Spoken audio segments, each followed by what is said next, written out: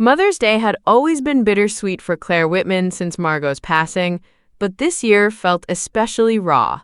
The Whitman home was filled with the scent of lilies, Margot's favorite, and the low hum of distant laughter from family gathered downstairs. Claire, seeking a few quiet minutes alone, wandered into her mother's old bedroom, a place she hadn't dared to visit since the funeral. The room was frozen in time. Sunlight spilled across the floral quilt, dust motes swirling in the golden light. On a whim, or perhaps guided by something deeper, Claire approached Margot's antique vanity, the very one she remembered sitting beside as a child, watching her mother apply lipstick with elegant, careful strokes. Her fingers brushed against the jewelry box, a carved wooden piece with a small, tarnished lock. It resisted at first, as if protecting its contents, but with a soft click, it gave way. Among the tangled chains and forgotten trinkets, something stood out, a faded pink envelope, edges frayed with time. Claire's breath caught in her throat. There was no name on the outside, only a smudged heart, drawn in the corner. With trembling hands, she unfolded the letter inside. My dearest M, I ache for you in every breath I take. In a different world, we would be free to love openly. I dream of the life we could have had, the family we could have built. Know that no matter what happens, my heart will always belong to you, forever yours. The date at the top stunned her. April 1989, just weeks before Claire's birth. Her mind raced. Who was the letter from? The tenderness in the words, the desperation, made it impossible to believe it was her father's writing. Her father had been many things, but a hopeless romantic was not one of them. A cold weight settled in Claire's stomach. Was her entire life built on a lie? Downstairs, the sounds of clinking glasses and cheerful toasts floated up, oblivious to the earthquake that had just shattered Claire's heart. Without fully knowing why, Claire slipped the letter into her pocket and closed the jewelry box, feeling as though she had just disturbed a sleeping ghost. Mother's Day would never mean the same thing again. Claire barely slept that night. The letter burned a hole in her mind, its words echoing every time she closed her eyes. At dawn, she found herself sitting cross-legged on the hardwood floor of her childhood bedroom, surrounded by dusty boxes of her mother's belongings she had never had the courage to open. Driven by a force she couldn't name, Claire dug through old journals, photo albums, and scraps of Margot's life. It wasn't just about finding answers, it was about finding herself. Hours passed before she uncovered it, a small leather-bound diary with a worn strap barely holding it closed. The diary was hidden beneath a false bottom of an old sewing basket. Hidden, not forgotten. Claire hesitated only a moment before opening it. The entries were guarded, almost coded, but certain passages leapt off the page. We stole a moment today in the orchard. I should feel guilty. But all I feel is alive. If anyone knew, it would ruin us both. I live for the hours when he looks at me like I'm the only soul in the world. They would tear us apart if they knew. The Whitmans and the Crawfords have been enemies for generations, but love doesn't listen to old grudges. The Crawfords. Claire's blood ran cold. The Crawfords were practically a whispered curse in the Whitman household, the source of land disputes, courtroom battles, and bitter holiday dinners where the name was spat like poison. Her mother, Margot Whitman, had loved one of them. Worse, she had risked everything to keep it a secret. Claire leaned back, heart pounding. If the man from the letter and diary was a Crawford, and if their affair happened just before Claire's birth, then who was her real father? The floor beneath her seemed to tilt. Her whole life, the family legacy she had been so proud of, might be built on forbidden love, betrayal, and a web of lies stretching back decades. Clutching the diary to her chest, Claire realized she had only scratched the surface of her mother's secrets. And some secrets, once uncovered, demanded to be chased to their bitter end. The discovery of the diary gnawed at Claire like an unhealed wound. There was only one person left who might have answers. Someone who had been closer to Margot than anyone else during those hidden years, Vivian Cross, Claire's godmother. Vivian had always been a fixture in Claire's life. The doting second mother, the polished voice of reason, the keeper of family traditions. But now, as Claire replayed every lingering look, every gentle deflection when Margot's past came up, she wondered if Vivian had been keeping more than just sentimental memories. Claire arranged a visit under the pretense of dropping off flowers for Mother's Day, but as she stood on Vivian's porch, a pristine white farmhouse that had once felt so welcoming, she hesitated. She could almost hear her mother's voice, warning her that some doors, once opened, could never be closed. Vivian greeted her warmly, pulling her into a perfumed hug that felt suddenly suffocating. As they settled into the sunroom, sipping tea from delicate china cups, Claire decided to abandon caution. "I found something," Claire said quietly, watching Vivian over the rim of her cup. "Letters, diaries, about a man, a Crawford." For a moment, Vivian's smile faltered. Her hand trembled slightly as she set her cup down with a faint clink. "Claire," she said carefully, voice tight, "you must understand. Your mother made mistakes, but she did what she thought was best for you." Claire's pulse quickened. Best for me, or best for the family name? Vivian's eyes darkened, a flash of something hard and cold beneath the genteel surface. She rose from her chair and moved to the window, gazing out across the manicured garden as if seeking an escape. "Your mother was headstrong," Vivian said, her voice distant. She believed love could erase history, but the Crawfords, they would have destroyed her, destroyed all of us. A chill crept down Claire's spine. "You knew," Claire whispered. "You knew about the affair. You helped cover it up." Vivian turned, and for the first time, Claire saw the steely woman beneath the familiar softness. "I didn't just know," Vivian said. "I made sure it stayed buried." Claire stared, reeling. The woman who had read her bedtime stories and bandaged her scraped knees had also manipulated her mother's life, and her own. "But why?" Claire croaked. Vivian's smile was almost sad. "Because love is fleeting, Claire. But scandal? Scandal is forever." The air between them crackled with unspoken threats and old guilt. Claire realized that whatever truths she uncovered from here on out, she was utterly alone.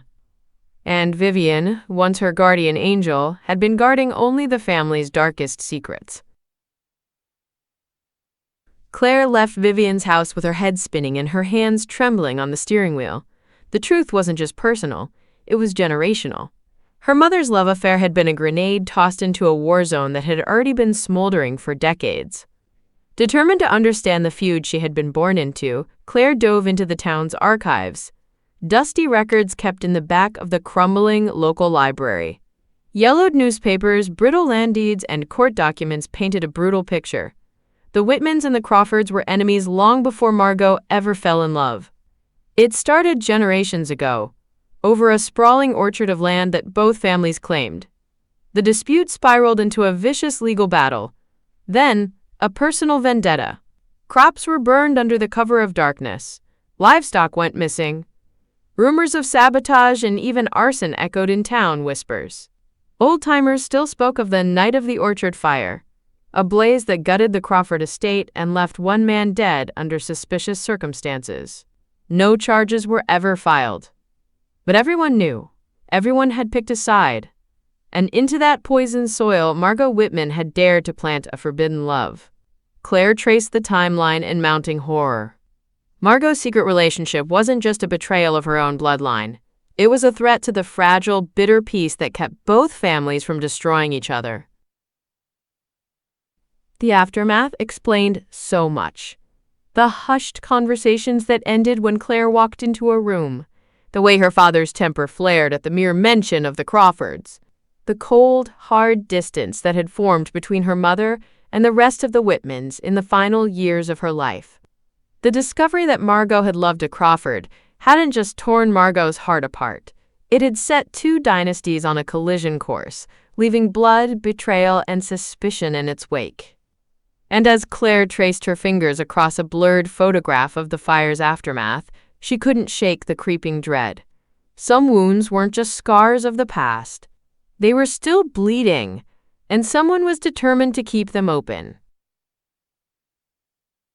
Claire's heart raced as she sifted through more records, trying to piece together the timeline of her mother's affair. But there was something deeper, something buried in the shadows of history that Claire couldn't shake. It was a faint memory, like an echo of a long-forgotten dream, lingering at the edge of her consciousness. The second child. Her mind kept circling back to the cryptic messages in the diary. Margot's affair had been intense, yes, but there were references to a second pregnancy, a second chance that never seemed to come to fruition. Claire couldn't shake the feeling that this child, this vanished sibling, might hold the key to unraveling everything. Claire pressed Vivian harder the next time they met, hoping for answers. "Vivian," she began, voice trembling, "I need to know about the second child. The one Margot was pregnant with after me. Where did they go?" Vivian's face went pale, the usually warm smile fading into something cold, brittle, and unsettling. She gripped the arms of her chair tightly, as if bracing herself. "You shouldn't be asking about this, Claire," Vivian whispered, eyes darting around as though expecting someone to overhear. "Some things are better left in the past." "Some things," she broke off, her breath catching in her throat. "Please," Claire pressed. "I have to know. Was there a second baby? Why didn't anyone talk about it?" Vivian's eyes glazed over for a moment, as if she were transported back to a painful memory. Finally, she spoke, her voice a bare whisper. "Yes, Margot had twins. You and your sibling. But it was a tragic situation. Your mother was under a great deal of pressure at the time. The affair with the Crawford man. It caused so much chaos, Claire. It tore her apart." Vivian's voice shook, and she paused, visibly trying to keep her composure. "You don't understand. The second child was taken. When your mother went into labor, there was an accident. A switch. Someone took the baby, Claire. The child vanished. Disappeared without a trace." The words struck Claire like a physical blow. "Taken?" she repeated, her voice barely above a whisper. Vivian nodded, eyes haunted. No one ever found out who. There were whispers, but they were silenced quickly. And after that, the Whitmans and Crawfords? They made sure the truth was buried. A dark, sinking feeling consumed Claire. Her mother's heartbreak was deeper than she had ever imagined. But as the pieces of this tragic puzzle began to form, Claire realized something even more terrifying. If the second child had been taken, if they had vanished in a family dispute this bitter, then what happened to them? Could they still be alive? And if so, where were they? More importantly, who had taken them? As Claire left Vivian's house, her mind reeled with this new revelation. Her quest for answers had just taken a dangerous turn. A missing sibling, someone who had been erased from history, someone who might hold the final clue to unlocking the truth behind her own identity. Claire felt the weight of the past close in on her like a vice. This wasn't just about uncovering a hidden love anymore. This was about exposing a dark secret that could destroy everything. Claire couldn't escape the nagging thought, the one that gnawed at her every waking moment. The second child, the vanished sibling, was just one part of a much darker puzzle.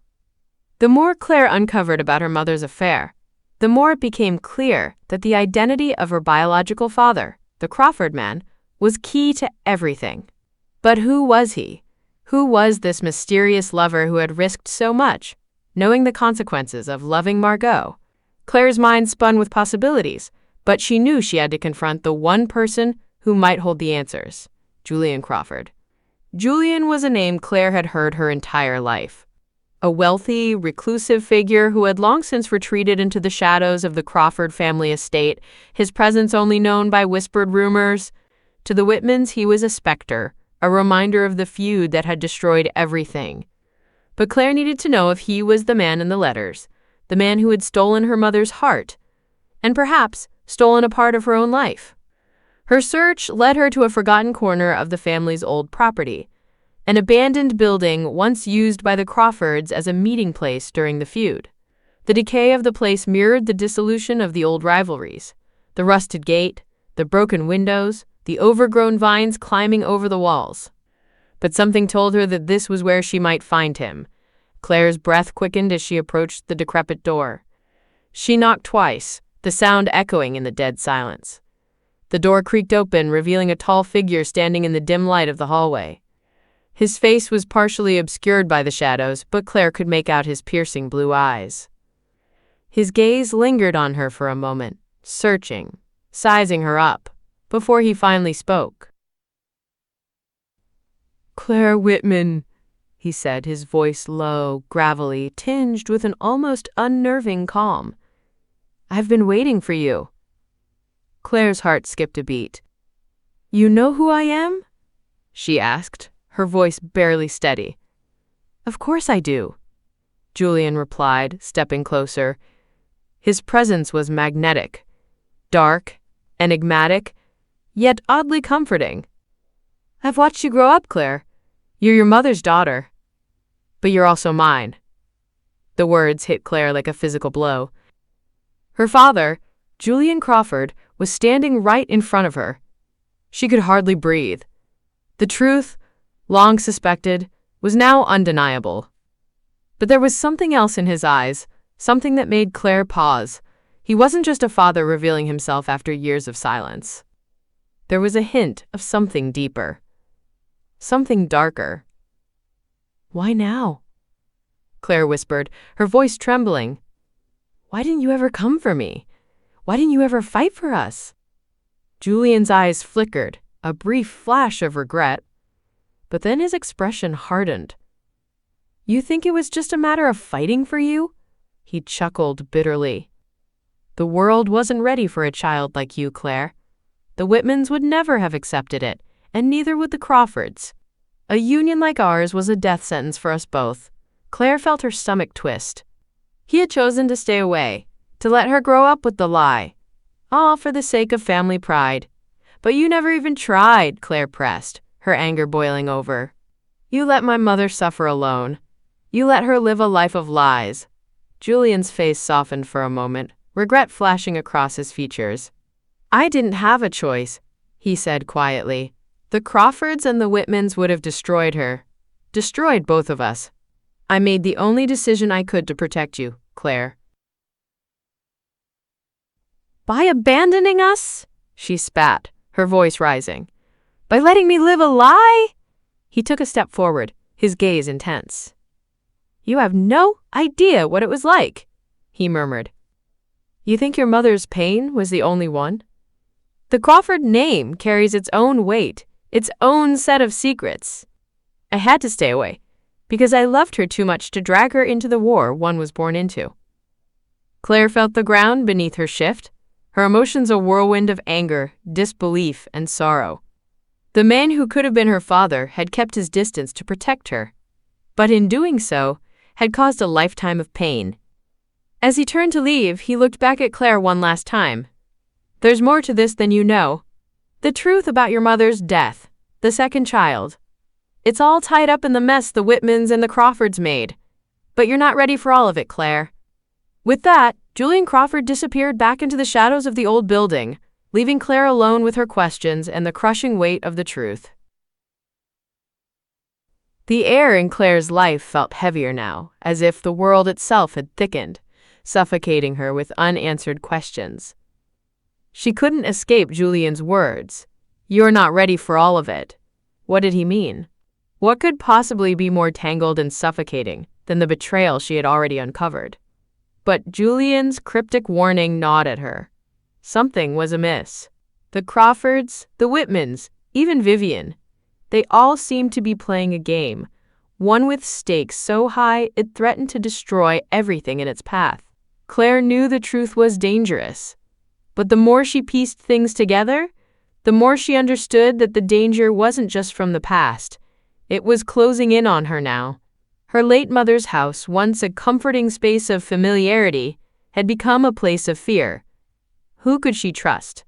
Every conversation seemed like a chess move, every quiet moment thick with suspicion. Claire didn't know who else to turn to, so she took a risk. She reached out to someone she never expected. Liam, a family lawyer who had always been friendly, albeit distant. He had helped her mother handle countless legal matters over the years. Yet, as Claire sat in his office, she couldn't shake the feeling that he knew far more than he let on. "Mr. Grayson," Claire began, her voice steady despite the turmoil inside. "I've been going through some old records. About the Crawford-Whitman feud, about my mother's past, and I need your help." Liam's eyebrows raised slightly, his expression becoming guarded. "Claire, you know I've always been here to help, but some things are better left alone. You've got a lot of questions about a lot of things that—" "Please," Claire interrupted, her voice firm. "I need to know what happened to my mother. What happened to the second child?" The room seemed to freeze.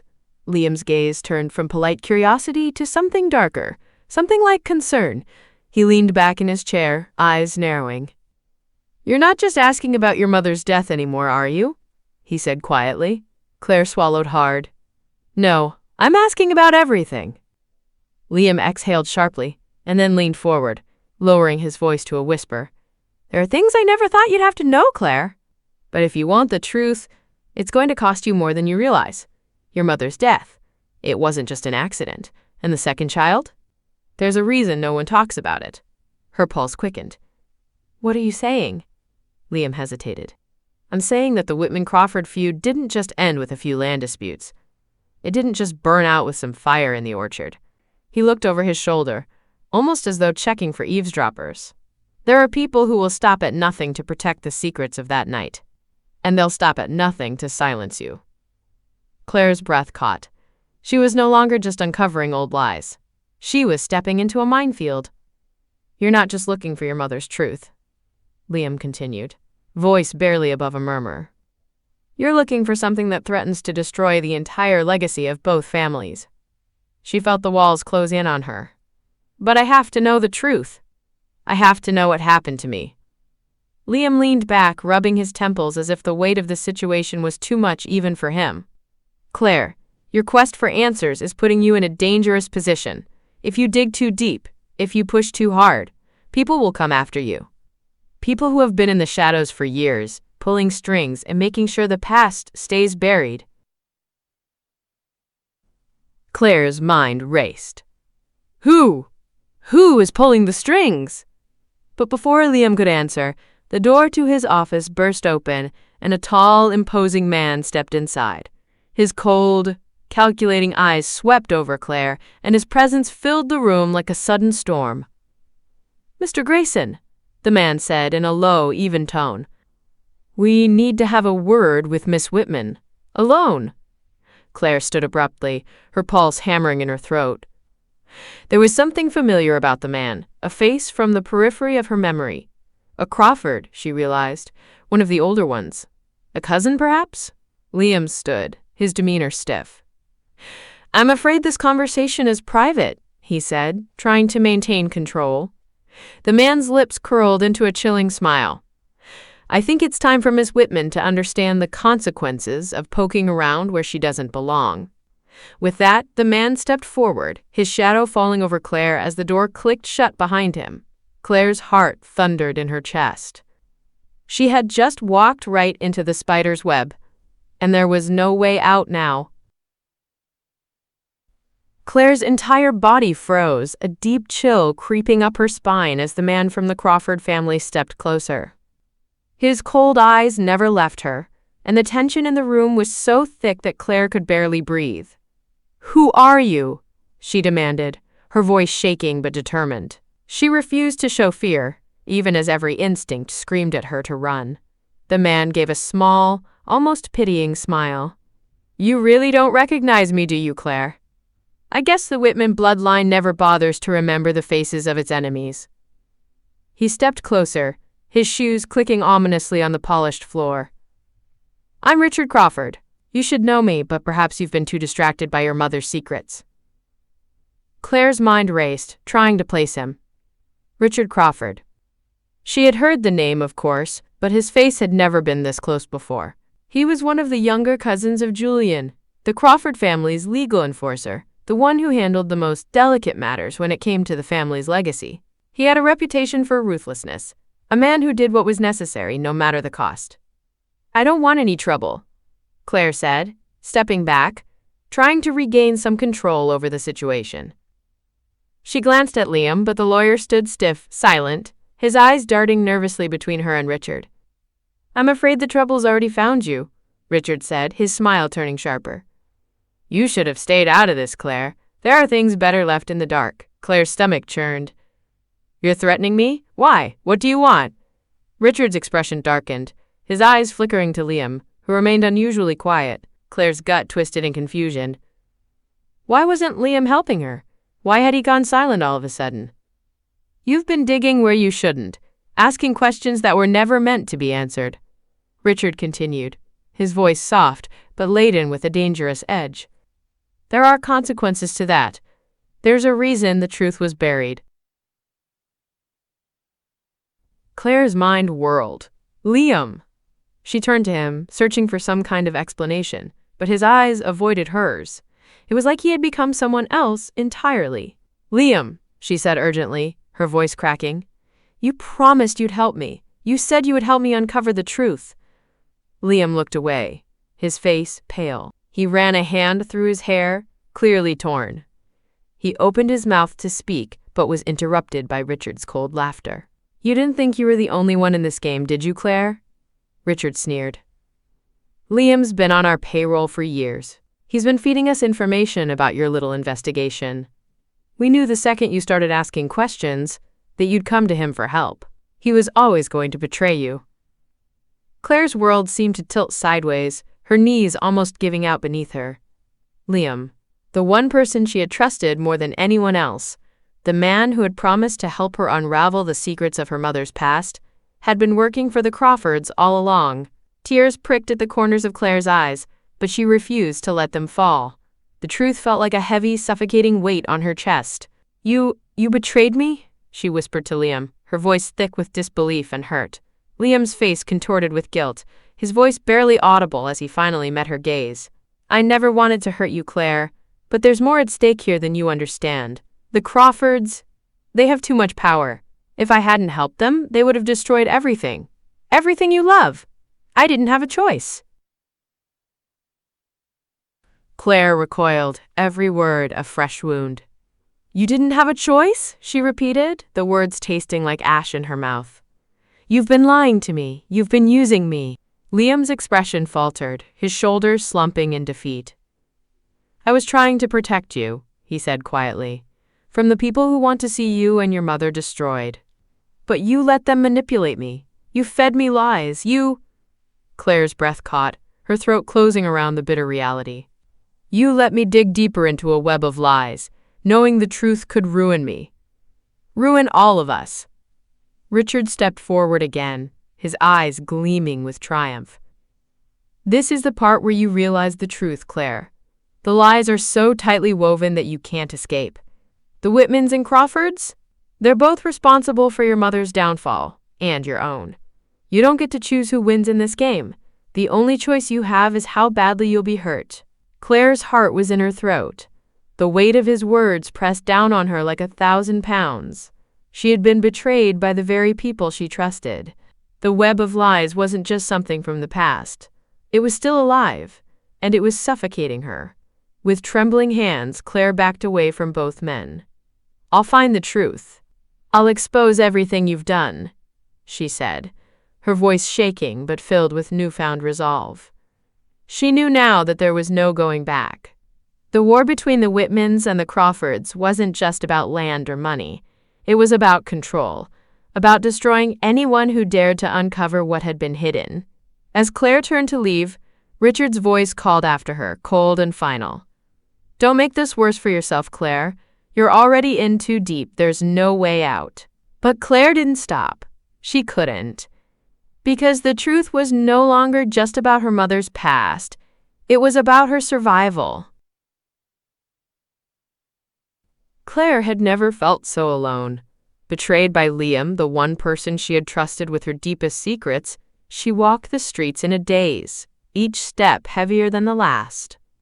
Her thoughts were a swirling mess of anger, confusion, and heartbreak. Everything she thought she knew about her family, her mother, and even her own identity was a lie.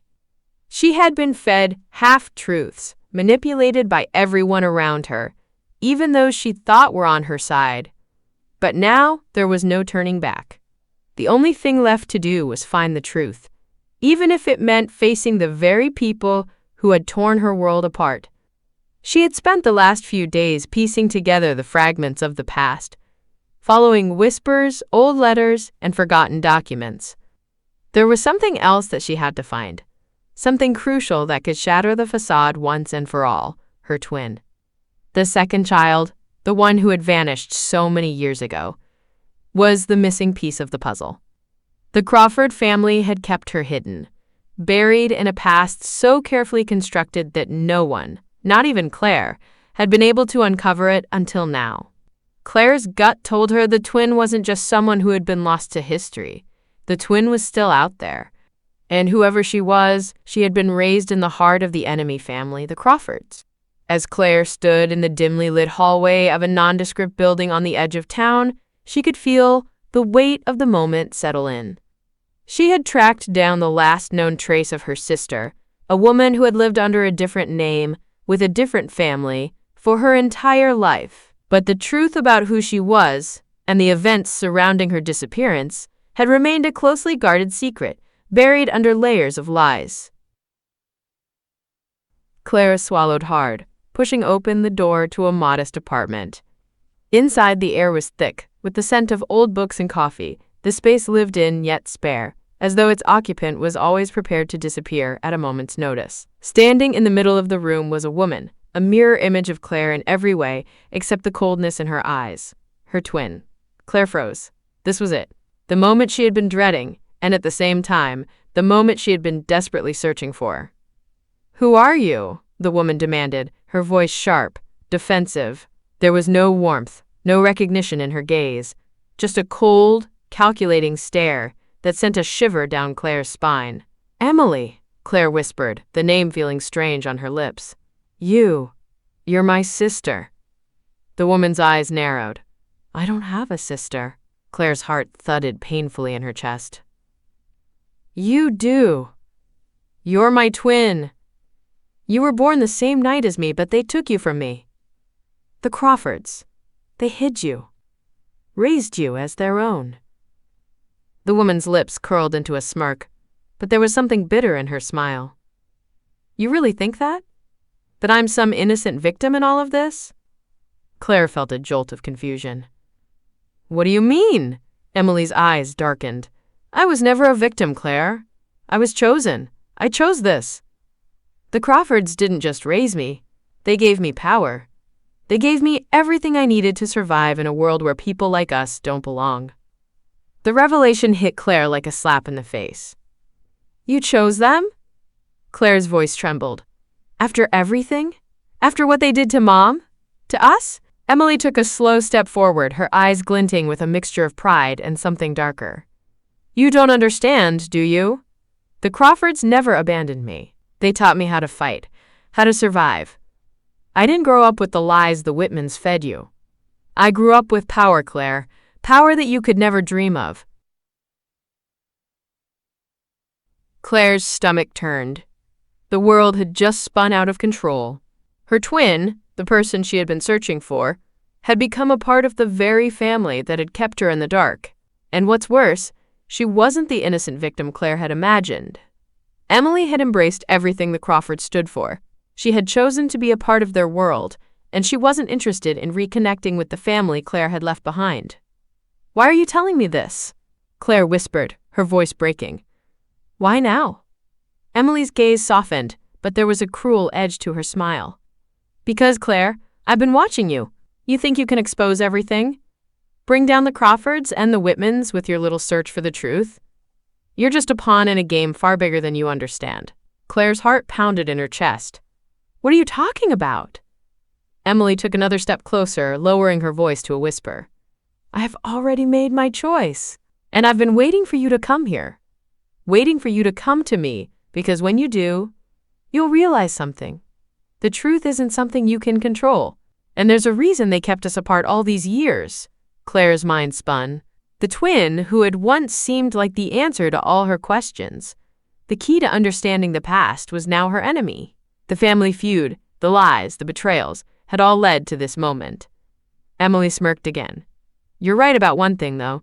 The truth will destroy us both, but I'm not going down with you." Before Claire could react, Emily turned and walked toward the door, leaving Claire standing in the silence, shaken to her core. The Whitman estate, once a proud monument to generations of family legacy, now felt like a crumbling mausoleum haunted by the sins of its past. On this Mother's Day, a day meant for flowers, laughter, and celebration, the storm clouds gathered thick above, casting the entire mansion in a grim funereal light. Claire stood at the center of it all, the broken locket in her hand catching the faint, dying light through the stained glass windows. She wasn't the same woman who had found that first hidden letter weeks ago, that Claire had been naive, desperate for answers. This Claire was different. Hardened by betrayal, fueled by a desperate need for truth. All the players were here now. Emily, her long-lost twin, flanked by two members of the Crawford family, their postures tense, their eyes like ice. Liam, his betrayal still fresh and festering in Claire's heart, lingered near the back, his face pale with guilt. And Claire's godmother, Evelyn, who had orchestrated so much of the deception, sat poised by the fireplace, her hands folded primly in her lap, as if she were attending an afternoon tea rather than the collapse of an empire. The air was crackling with tension, words unsaid, and truth straining to burst free. Claire cleared her throat, her voice steady but trembling with rage. "We all know why we're here. No more lies, no more secrets. Today, we end this." Evelyn gave a soft, brittle laugh. "Child, you don't know the half of it." Claire ignored her, turning to face Emily. For a heartbeat, she searched her twin's face for some sign of the sister she might have known, some shred of innocence, of shared blood that could tether them together. But Emily's expression was cold, almost pitying. "You were stolen from me," Claire said, her voice breaking. "We should have grown up together, but they turned us into enemies." Emily's lips twisted into a bitter smile. "They didn't steal me, Claire, they saved me. From this pathetic excuse of a family." Claire's jaw tightened, but before she could answer, Evelyn rose from her seat, her eyes gleaming with a chilling, awful certainty. "You want the truth so badly, Claire? Fine." She crossed the room with slow, deliberate steps, her voice like a knife slipping into old wounds. "Margot was in love with a man she could never have. A Crawford. Your real father, Claire? Julian Crawford. The affair wasn't just forbidden. It was dangerous. Their love threatened to destroy everything the Whitmans built. Everything I built." Claire's heart lurched painfully. Her real father, a Crawford? All this time she had been at war with her own blood. "You mean to tell me," Claire said slowly, her voice shaking, "that everything, the feud, the hatred, the lies, they all started because of love?" Evelyn smiled grimly. "Love is never simple, dear. It's messy. It makes fools of us all." Emily stepped forward then, her face twisted with years of resentment. "Your mother chose you, Claire. She chose to keep you and gave me away like a piece of garbage. I wasn't good enough for the Whitmans. But the Crawfords raised me, trained me to take back what was stolen." Claire's stomach twisted. "It wasn't about you," she said hoarsely. "It was never about either of us. It was about control, about fear." Suddenly, Liam spoke from the back of the room, his voice raw. "It was Evelyn." She forced Margot to make the choice. Threatened to destroy Julian, to destroy both babies, if Margot didn't choose one and stay silent. Claire whipped around to Evelyn, her mind reeling. "Is that true?" Evelyn's face hardened. "Margot was weak. She would have thrown everything away for a fantasy. I saved this family. I made the hard choices she couldn't." The room seemed to tilt. Claire's world cracked open under the weight of it all. Her godmother, the woman she had trusted all her life, had been the architect of her greatest tragedy. Emily, her own twin, had been shaped into a weapon of revenge by the Crawfords. And Margot, her mother, had died with a broken heart, the love of her life stolen, her children torn apart. The silence was deafening. "You didn't save this family," Claire whispered. "You destroyed it." And with those words, the final thread snapped. Emily lunged forward, years of anger and heartbreak exploding into violence. Claire braced herself, but Liam stepped between them, shoving Emily back, his face a mask of guilt and determination. "No more blood. Liam said, his voice shaking. Not today. For a long, terrible moment, no one moved. Then Claire stepped forward, raising the broken locket, the symbol of everything Margot had lost, and laid it on the mantelpiece. I don't want your wars, she said, her voice steady. I don't want your hate. I'm done being a pawn. She turned to Emily, her eyes fierce with a mix of sorrow and resolve. You can stay here and keep fighting their battles, or you can walk away. Forge your own life, your choice. Emily stared at her, something flickering in her eyes. Pain? Regret? Maybe even a flicker of recognition. But then her face hardened again, and without a word, she turned and walked out into the storm. Claire didn't stop her. She turned to Liam next. We're finished, she said, and the finality in her voice left no room for argument. He bowed his head in shame, saying nothing as he, too, slipped away into the rain. And finally, Claire faced Evelyn. You don't control me anymore, she said quietly. The truth is free now. You can't bury it again. Evelyn's lips trembled, but she said nothing, retreating slowly into the shadows of the house she had sacrificed everything to protect, and ultimately destroyed. Claire stood alone now, the storm outside raging as fiercely as the one inside her heart, but for the first time in her life she felt free.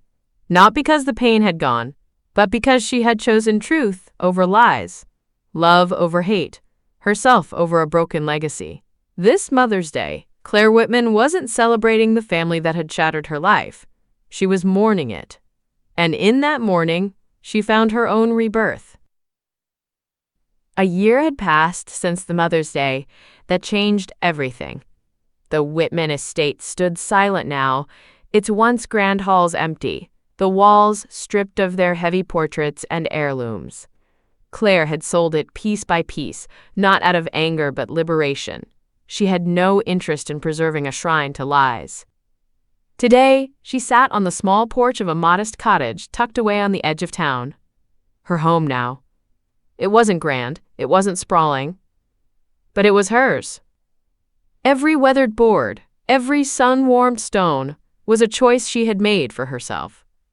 The garden was wild but beautiful, full of lavender, peonies, and bright, hopeful marigolds. Flowers her mother had loved. Flowers Claire now tended with care, her hands in the earth, the past slowly loosening its grip on her soul. In her lap lay a journal, a new one, clean and crisp, not filled with Margot's secrets, but with Claire's own hopes, dreams, and promises. A story not written in lies, but in truth. She looked up at the clear sky, the late spring breeze ruffling her hair. A smile touched her lips, soft and sad, but real. She thought of her mother often, but no longer with bitterness. Margot had made impossible choices out of love and fear. Claire would carry that understanding with her always, a scar that had healed into strength. As for Emily, they hadn't spoken since that night. Sometimes Claire wondered if she ever would, but deep down she knew some wounds couldn't be forced closed. Maybe, one day, when the anger faded, when the need for vengeance ebbed away, Emily might come back. Or maybe she wouldn't. Either way, Claire had made peace with it. The future stretched out before her like the open road. Uncertain, yes, but also full of infinite possibility. She wasn't the product of the Whitmans or the Crawfords anymore. She wasn't defined by old rivalries or broken chains. She was Claire Whitman. And this time, the life she built would be hers alone. In the golden light of the setting sun, Claire dipped her pen into ink and began to write. Not a letter of secrets, but the first chapter of her new story. A story of freedom, of healing, of hope. The past was behind her, and ahead was everything.